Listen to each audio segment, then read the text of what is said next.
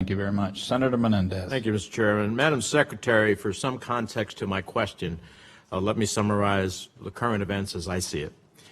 As Russia's September 18th primary parliamentary election draws closer, the Kremlin is preparing the groundwork for another victory of Putin's United Russia Party. The current Duma itself, a product of a fraudulent 2011 election, has rubber-stamped a slate of new laws targeting the electoral process, from impeding campaigning and observation to authorizing police forces to open fire on protesters. The state-sponsored ballot stuffing that sparked those Moscow protests in 2011 has now evolved. The Kremlin and the Duma are instead barring opposition from registering now. Pro-government vigilantes have stepped up attacks on opposition.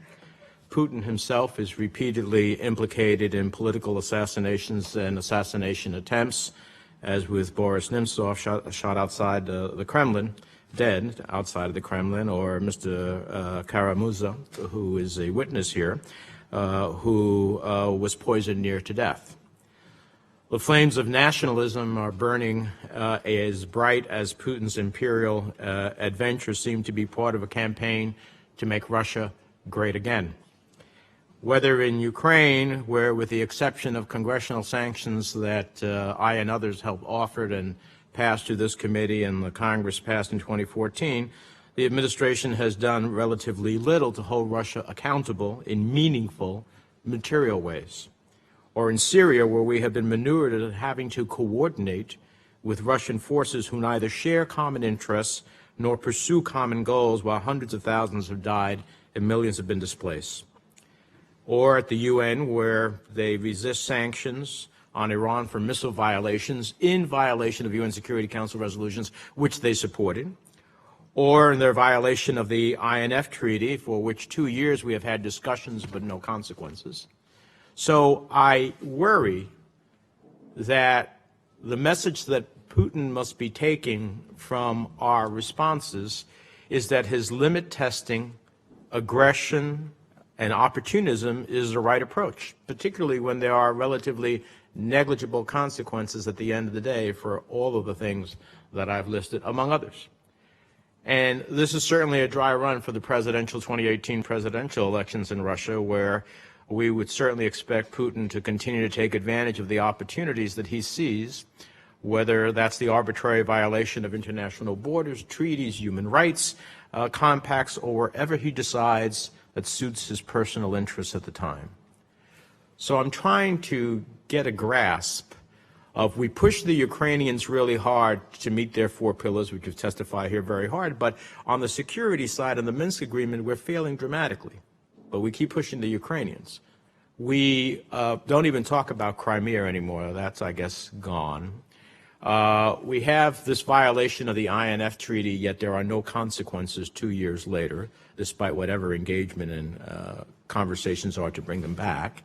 Why aren't we more aggressively engaging in tools of diplomacy that can help us hopefully have Russia understand that there are consequences?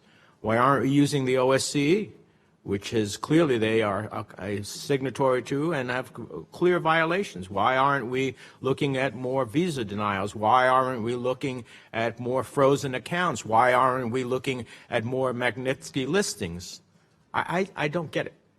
Because if what you're doing, and I heard your testimony and I read it before I came in, I wanted to listen to it again, is still leaving you in the place that we're at, why isn't that we don't seem to step up towards the challenge that we have? Senator, I would not take issue with anything that you have said here with regard to the constraining of space inside of Russia and ramp up to the elections and Russian external behavior.